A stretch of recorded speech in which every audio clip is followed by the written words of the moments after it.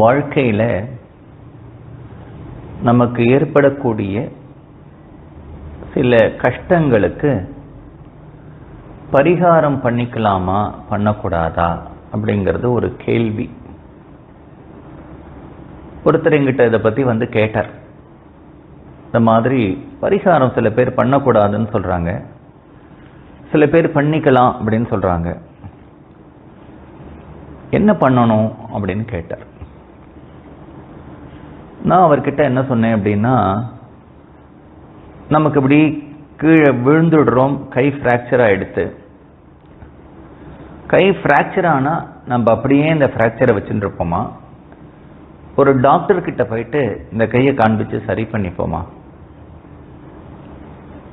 இப்படி உடம்புல ஒரு வியாதி வரும்பொழுது உடனே ஒரு டாக்டர் கிட்ட போயிட்டு அதை நம்ம சரி பண்ணிக்கிற மாதிரி வாழ்க்கையில் சில துன்பங்கள் நமக்கு ஏற்படும் பொழுது அதுக்கான பரிகாரங்களை சரியான நபர்களை அணுகி கேட்டு பண்ணிக்கிறதுல தப்பு இல்லை.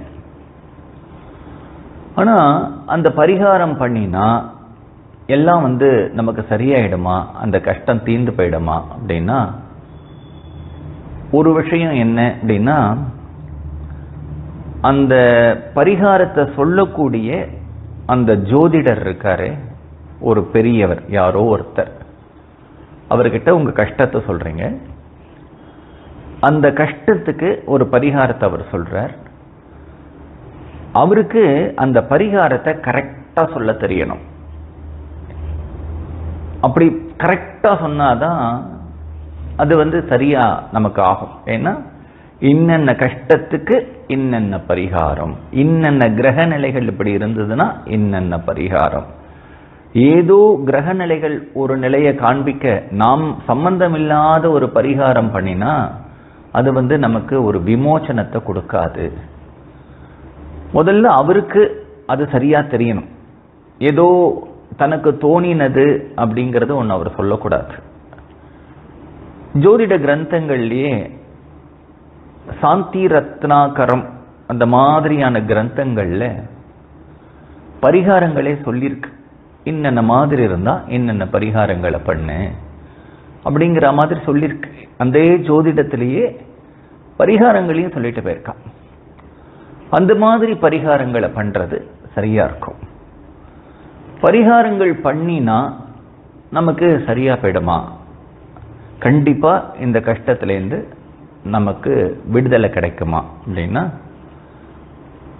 நம்முடைய பாவம், நம்ம எதனால இந்த துன்பத்தை அனுபவிக்கிறோமோ அந்த கர்மா ரொம்ப வீரியம் உள்ளதா இருந்ததுன்னா, பெரிய பாவமா இருந்ததுன்னா, என்ன பரிகாரம் பண்ணினாலும் அதுல இருந்து நமக்கு விமோசனம் கிடைக்காது. சில கர்மாக்கள் அந்த அளவுக்கு வீரியம் இல்லை அப்படின்னுட்டா நாம அந்த பரிகாரங்களை பண்றதுனால நாம படுற கஷ்டத்தினுடைய துன்பமானது குறையும். கொஞ்சம் நமக்கு அதுல இருந்து ஒரு வியாதினால கஷ்டப்படுறோம்னா இந்த வியாதி ஒரு 50% நமக்கு குறையும். என்ன பரிகாரம் பண்ணினாலும் ஒரு விஷயம் குறையவே குறையாதுன்னு சொன்னேன். சில பரிகாரங்களை பண்ணும் பொழுது ஒரு 50% நமக்கு குறையும்னு சொன்னேன். சில பரிகாரங்கள் நமக்கு 100% அதுல இருந்து ரிலீஃப் கொடுக்கும். என்ன சார் இப்படி சொல்றீங்களே அப்படின்னா, பிராக்டிக்கலா நமக்கு சின்னதா ஒரு ஜுரம் வந்தது அப்படின்னா ஒரு குரோசின் போட்டுக்கிறோம், மெட்டாசின் போட்டுக்கிறோம், இந்த ஜுரம் போயிடுறது. அதுக்கு நம்ம ஆஸ்பத்திரியில் போய் அட்மிட் பண்ண வேண்டிய அவசியம் இல்லை. டாக்டர்கிட்ட கூட சில சமயம் நாம போகிறது இல்லை, நாமே இந்த டேப்லெட்ஸ் எடுத்து போட்டுக்கிறோம், சரியா போயிடுறது. அடுத்ததான் ஒரு பெரிய வியாதி வந்ததுன்னா டாக்டர் உடனே ஆஸ்பத்திரியில் அட்மிட் பண்ணு அப்படின்னு சொல்லி ஒரு 10 நாள் ஆஸ்பத்திரியில் வச்சு ஒரு ஆப்ரேஷன் பண்ணி நமக்கு அந்த வியாதியை போக்கி தரார். ஸோ நம்ம கஷ்டமும் படுறோம். ஒரு ஆப்ரேஷன் அப்படிங்கிறதெல்லாம் அண்டர்கோ பண்ணின பிறகு அந்த ஆப்ரேஷனை பண்றதுக்கு முன்னாடி நமக்கு ஒரே டென்ஷன், பயம், கவலை. பண்ணினதுக்கு அப்புறம் கொஞ்சம் நாளைக்கு இருக்கு. நம்ம ரெக்கவர் ஆன பிறகு டாக்டர் ஒரு பெரிய ஹார்ட் ஆபரேஷன் ஆன பிறகும் சில இன்ஸ்ட்ரக்ஷன்ஸ் கொடுப்பார். நீங்க பழைய மாதிரி ரொம்ப ஃபங்க்ஷன் ஆகக்கூடாது, ரொம்ப மாடிப்படிலாம் ஏறக்கூடாது, வெயிட் லிஃப்ட் பண்ண ஏதோ சொல்லுவார். நீங்கள் ஜாக்கிரதையாக இருக்கணும், கேர்ஃபுல்லாக இருக்கணும் அப்படின்னு சொல்லுவார். இல்லைன்னா சில ஆப்ரேஷன் பண்ணிவிட்டு நீங்கள் இன்ஃபெக்ஷன் ஃப்ரீயாக இருக்கணும், இல்லைன்னா திரும்பி வந்துவிடும்னு சொல்லுவார். ஸோ இதெல்லாம் 50% ஒரு ரிலீஃபை கொடுக்குற மாதிரி இருக்கு. ஆனால் ஒருத்தருக்கு நல்ல ஒரு 4th ஸ்டேஜ் கேன்சர் வந்துடுத்தோம் அப்படின்னா அந்த கேன்சருக்கு என்ன மருந்து கொடுத்தா அந்த கேன்சர் சரியாக போகிறது? என்ன இருந்தாலும் டாக்டர் நம்ம கொடுக்குற ட்ரீட்மெண்ட்டை கொடுப்போம் அப்படின்னு சொல்வார். சில வியாதிகள் சின்னதாக ஒரு மாத்திரை சாப்பிடும் பொழுதே சரியாயிடுறது.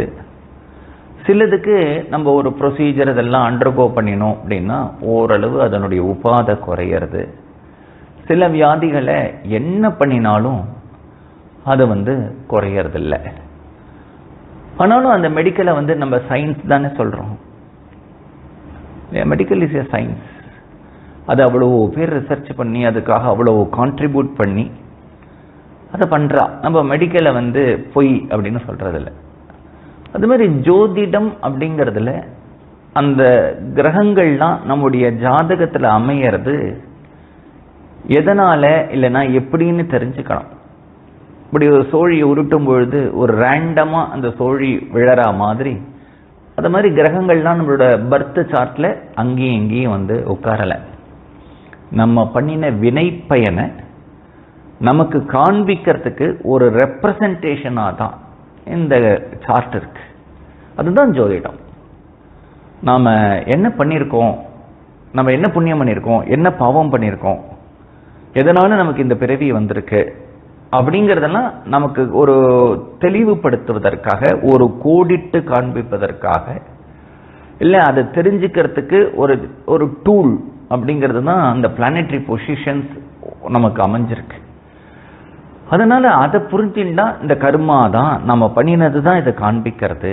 அதனால அதனுடைய வழியில போய் நம்ம பரிகாரங்கள் பண்ணினா தான் சரியாகும்.